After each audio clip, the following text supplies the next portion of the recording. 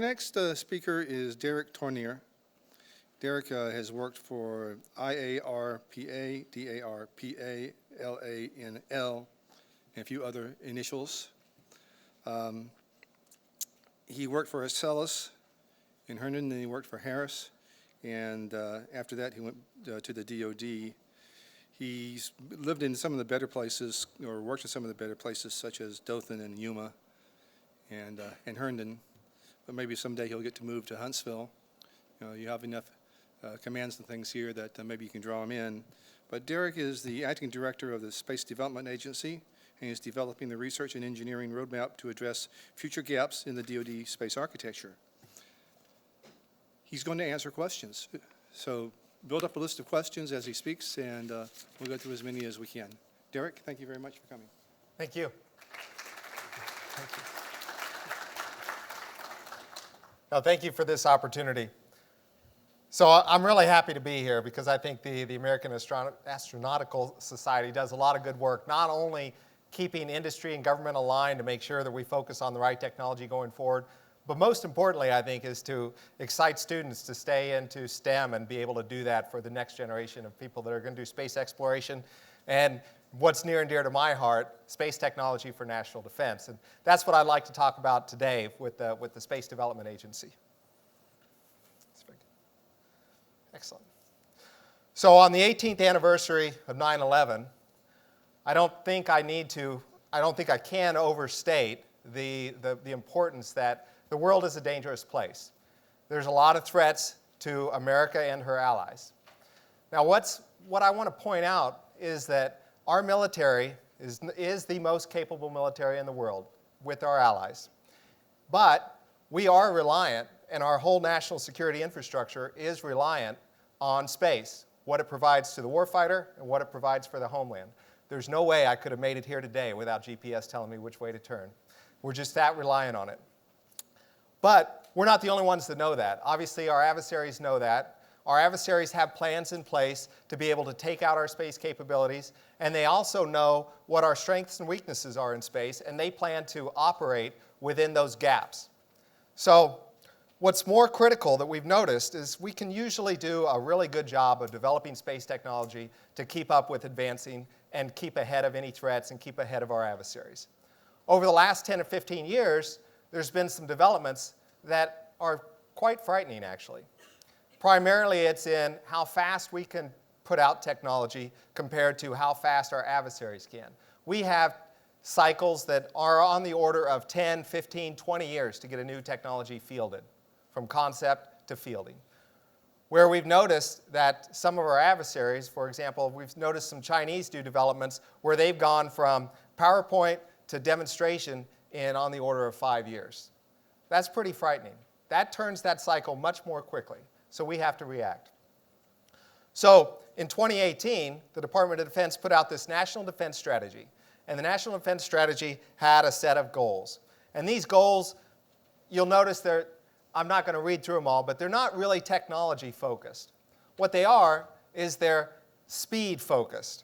They say, we know we have good technology, we know we have innovation, but we need to make sure that we increase the speed of getting that technology to the warfighter. And that's the whole reason that the Space Development Agency was stood up. We know we have a lot of smart people. We know we have a lot of great technology. We just need to make sure that we can take a high-risk approach and get capabilities fielded more rapidly. So here's where the Space Development Agency fits in within the Department of Defense.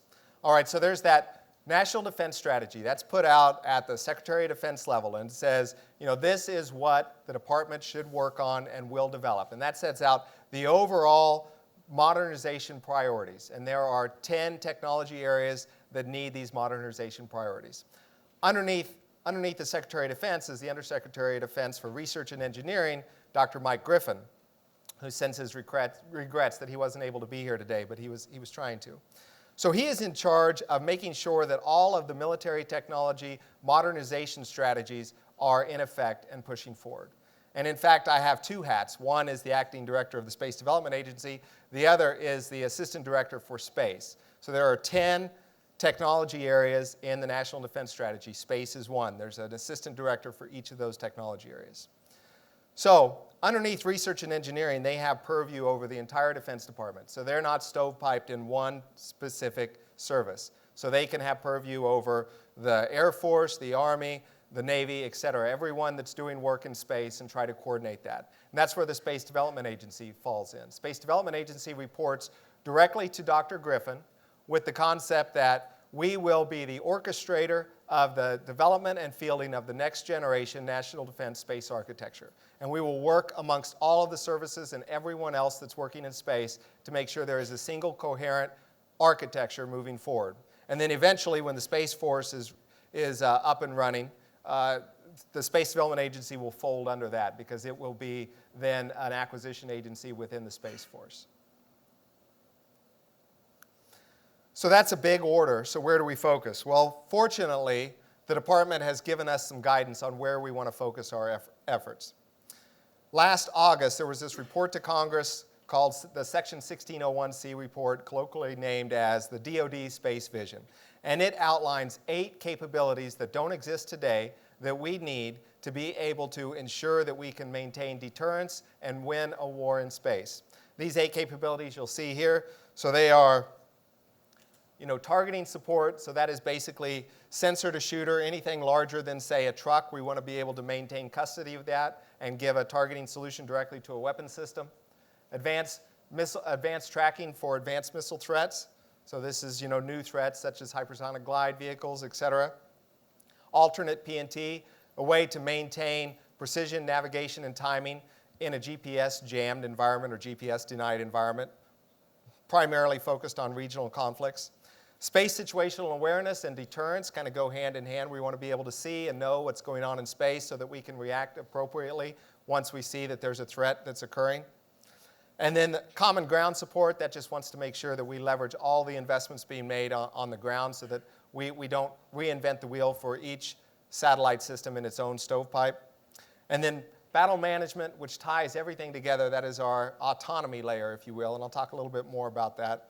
And then artificial intelligence-enabled global surveillance. So this is the ability to maintain custody and the ability to see things all over the world. So that is what SDA's focus is. SDA was stood up because the department said, look, we have these 8 capabilities that we need to deliver. SDA, you are accountable for making sure that all of those capabilities are delivered. All right.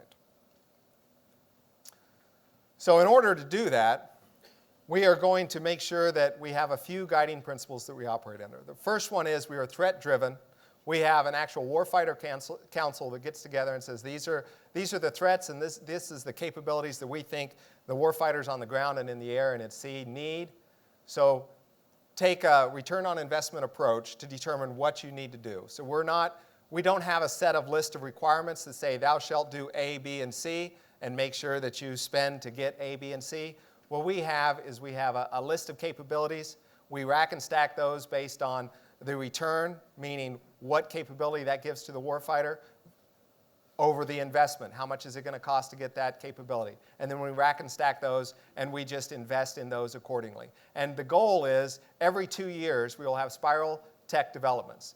So in FY22, that's when we have our Tranche 0. That is going to be a set of satellites that give us a minimal set of capabilities to allow us to start training and practicing and developing concepts of operations, et cetera. And then starting 2 years after that, in FY24, we're actually going to have capabilities that could help us in a fight. And then 26, we'll have the next round of capabilities with more, 28, et cetera. Every 2 years, we're going to continue to put new capabilities up there in this spiral model.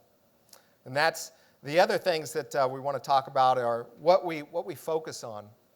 So in space defense, you can either do a lot of point defense or you can achieve resiliency through proliferation.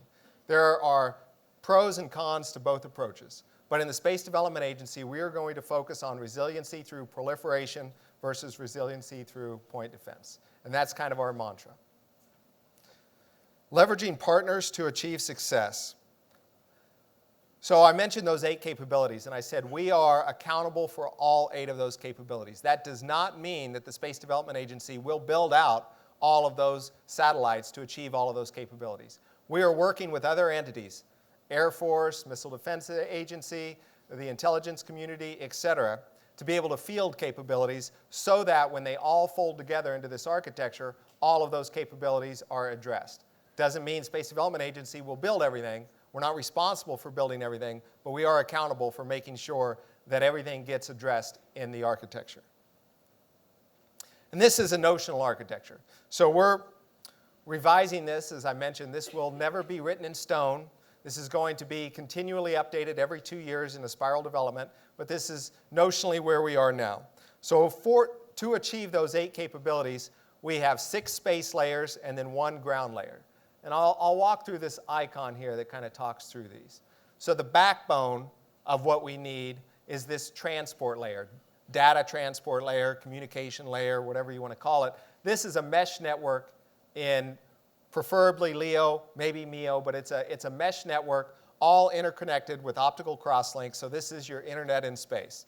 This will allow the sensing layers to connect so that they can have this ubiquitous time, ubiquitous comm network, and be able to go down to the ground in any node they want and be able to communicate with weapon systems directly via the transport layer. Over the transport comm signals, we'll have very, very good timing. So that will allow us to put a navigation signal on top of that communication signal so that we can do PNT and communication from our transport layer. Now that is our backbone. That's the most important thing for us to develop and field as rapidly as possible. Then we have sensing layers. Tracking.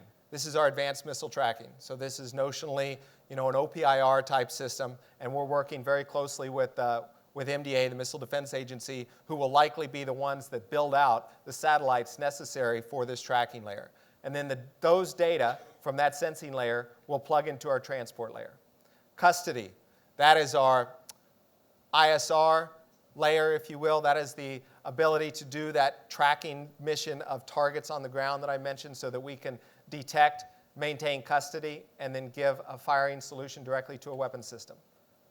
Deterrence, that is our space situational awareness layer. So that's the layer that's outward looking, presumably focused mostly on things that are beyond GEO. So GEO to lunar, GEO cis lunar, that's what we're kind of focusing on. And again, all of those talk to the transport layer. Now overall is the battle management layer.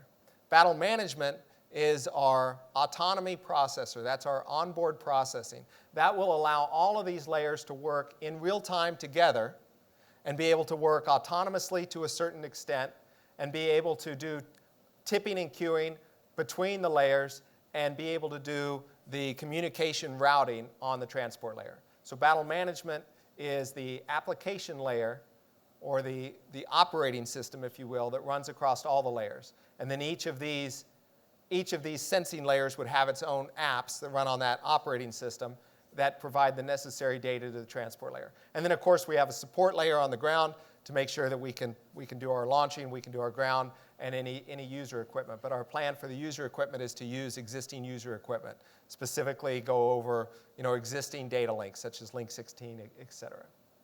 So this is SDA's mission, and this is what we're focused on. We're focused on this proliferated LEO system. But our mission is to orchestrate the development and fielding of the future national defense space architecture. As I mentioned, we're not building out all these satellites. We're building out some of them, like the transport layer. We're accountable for that, and we're responsible. We're going to build all those out. Tracking, we're accountable, but we're relying on MDA to do the majority of this build-out. With that, before I go to any questions, I'm going to put a plea out to the audience. So we are a growing agency. Right now we have about 27 people supporting Space Development Agency. We're new. We stood up in March of this year. A year from now, we're going to be at around 100. All right? So I am really looking. If there are folks out there that want to help contribute to this mission and bring something to bear, come talk to me. We're really looking to hire some great people. I think this is the future of what the National Defense Space Architecture is going to look like. And with that, I want to thank you for your time, and I'll answer any questions.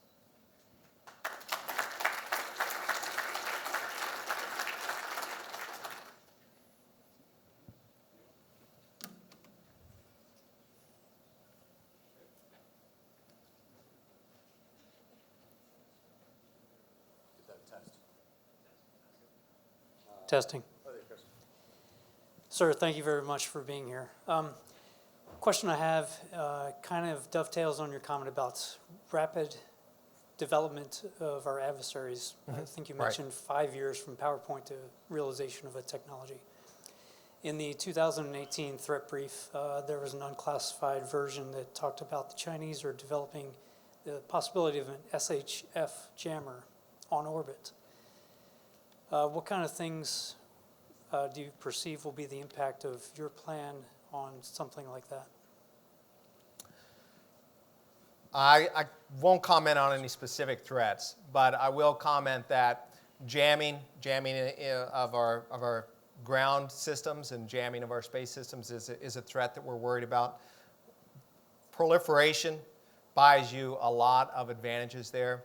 So if you want to look at proliferation for ground-based jamming, how does that help? Well, if you're doing high gain comm, laser comm, systems like that, those are very difficult to jam in a theater-based area. If you're doing focused from a proliferated system down, it's very difficult to actually do broadband jamming. That's why GPS is relatively easy to jam, right? Because you're putting the signal down over the entire Earth. So that's one of the ways that proliferation helps there.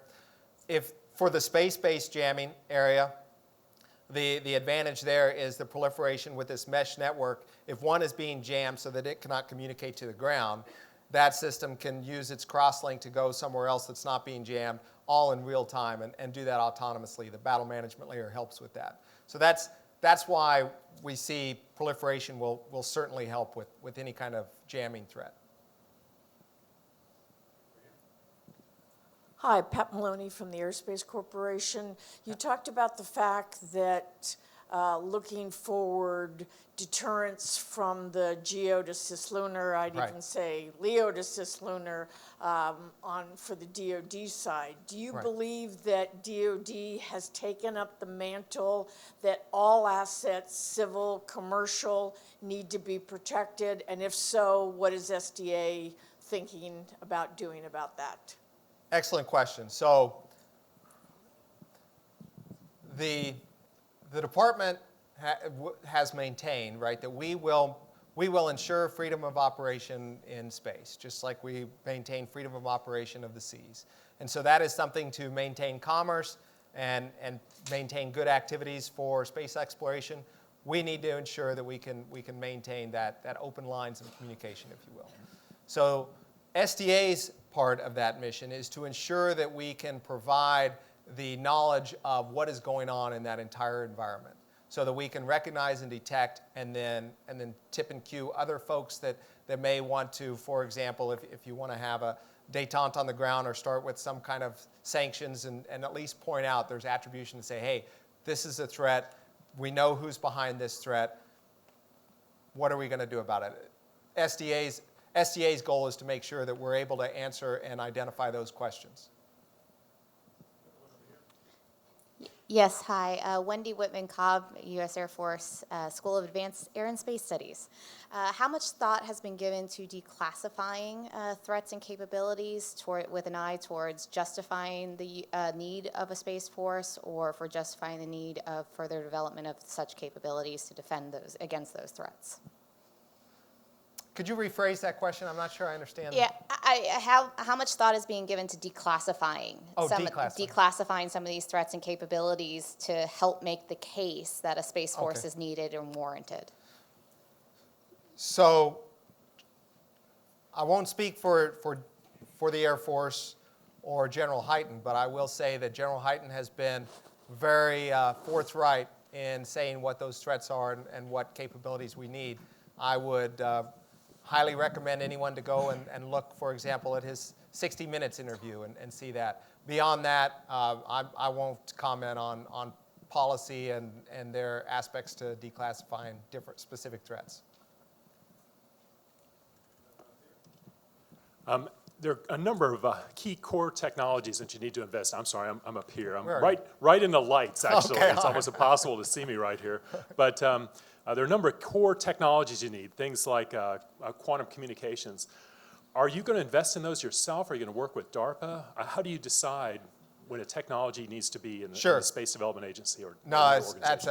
thank you for bringing that up because I want to clarify that. So Space Development Agency is all about rapid deployment of capabilities. So we really want to get capabilities out on 2-year centers. So if there's a technology that we think will be ready to be fielded within 2 years, that's really what we're focused on. We're relying on AFRL, DARPA, and others to mature technology that may be further out, and then we'll transition that to capabilities as rapidly as possible.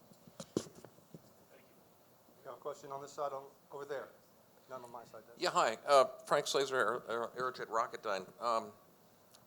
Really impactful presentation, really interesting to see. I'm just wondering, to what extent will the proliferation of systems from Kepler to OneWeb to name your constellation in LEO, combined with additional DoD presence there, really call for a need of a space traffic management architecture? Or the other question would be, do we run the risk that we have enough visibility that if something bad happens to one of our assets, that we can be sure it was not an accidental thing as opposed to something that was deliberately done?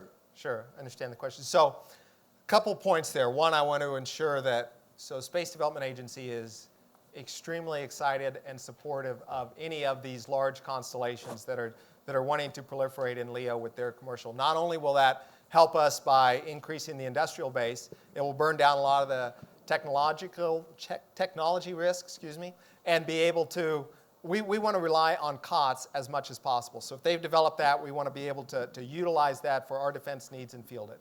Now for the space debris and the clutter environment in LEO, that's something where obviously it's a concern. That's one of the main reasons that we're a fan of LEO versus other orbits, because it's easier to ensure that you can have a shorter lifetime, so that you can design so that these systems only last for 5 years, and then you can continually update the capabilities. I think the biggest challenge in space debris is not the number of satellites. Look, space is extremely large. The biggest challenge is our accuracy of space situational awareness. So as the community evolves and starts to put in different controls, I'm all for a system that creates a better update on your time and position and where you are in space. Our transport layer will do an excellent job with that. A lot of the mesh networks that are being proposed by the commercial industry will do an excellent job once that's all tied together with crosslinks to be able to tell you exactly where satellites are. Because the problem is, it's not that there's too many satellites, it's that if you take a satellite that's the size of a dorm fridge and you put an error ellipse around that is on the order of a kilometer radius, then you start to have to maneuver your satellites a lot more, just because the uncertainty is much larger. So if you narrow that down, then you can certainly support a lot more satellites in LEO. Derek, that's the last question. Okay. That's been a really open discussion and very understandable, and thank you very much. Thank you. Thank you all.